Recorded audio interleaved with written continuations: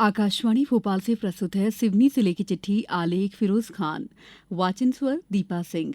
वर्षा ऋतु के आगमन के इंतजार के साथ ही किसान खरीफ फसल की बोनी के लिए तैयारियां कर रहे हैं। पिछली रबी फसल के दौरान वातावरण के अनुकूल रहने के चलते हुई बम्पर पैदावार से किसान बहुत उत्साहित हैं और इस बार अपनी पूरी जमीन में खरीफ फसल की बोनी की तैयारी कर रहे हैं।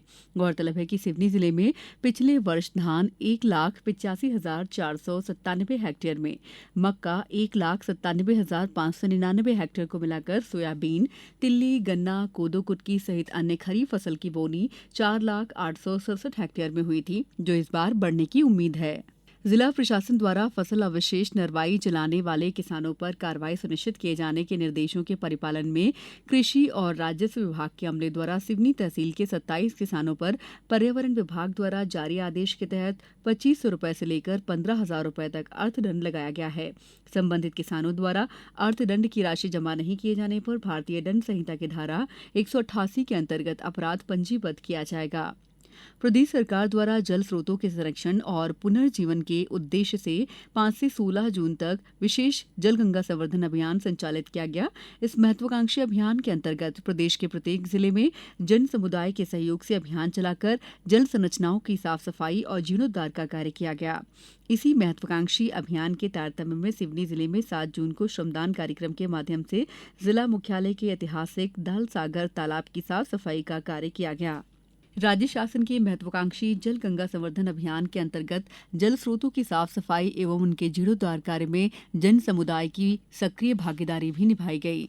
अभियान के अंतर्गत जिले के सभी गांवों और नगरीय क्षेत्रों की जल संरचनाओं को चिन्हांकित कर उनकी साफ सफाई और उनके उन्नयन की गतिविधियों में बड़ी संख्या में स्थानीय जनप्रतिनिधि और क्षेत्रवासियों ने हिस्सा लिया।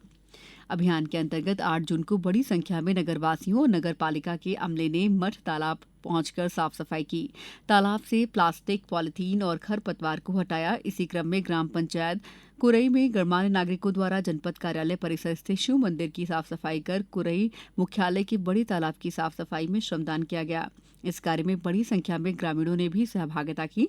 अभियान के परिप्रेक्ष्य में जिले के 8 विकासखंड क्षेत्र में विभिन्न पंचायतों में स्थानीय सार्वजनिक नलकूप मरम्मत, नाला सफाई, रिचार्ज पिट की कार्रवाई स्थानीय नागरिक और जन समुदाय के द्वारा की गई। कलेक्टर एवं जिला दंडाधिकारी क्षितिज सिंघल द्वारा वर्षा ऋतु में मछलियों की वंश वृद्धि की दृष्टि से उन्हें संरक्षण देने हेतु सभी प्रकार के जल संसाधनों में मध्यप्रदेश नदीय मत्स्योद्योग अधिनियम 1972 की धारा 3 के अंतर्गत 16 जून से 15 अगस्त की अवधि को क्लोज सीजन घोषित करने के आदेश जारी किए गए हैं। इस अवधि में सभी प्रकार का मत्स्याखेट पूर्णतः निषिद्ध रहेगा। साथ ही मत्स्य विक्रय, मत्स्य विनिमय और मत्स्य परिवहन करना पूर्ण प्रतिबंधित रहेगा। यदि किसी भी व्यक्ति द्वारा इन नियमों का उल्लंघन किया जाता है तो मध्य प्रदेश मत्स्य क्षेत्र अधिनियम 1981 की धारा 3 के तहत उल्लंघनकर्ता को 1 साल का सश्रम कारावास या 5,000 रुपए के जुर्माने या दोनों से दंडित किए जाने का प्रावधान है। प्रदेश शासन के पंचायत एवं ग्रामीण विकास तथा श्रम मंत्री प्रहलाद सिंह पटेल ने गंगा दशहरा के अवसर पर कुरई विकासखंड में स्थित बैनगंगा नदी के उद्गम स्थल मुंडारा लखनादौन विकासखंड के ग्राम बड़वानी में शेर नदी के उद्गम स्थल पहुंचे। श्रीमती पटेल ने सभी उद्गम स्थलों में पूजा अर्चना की और उपस्थित जनसमुदाय को संबोधित भी किया। श्री पटेल ने मंचीय कार्यक्रम को संबोधित कर कहा कि नदियां जीवन का आधार हैं।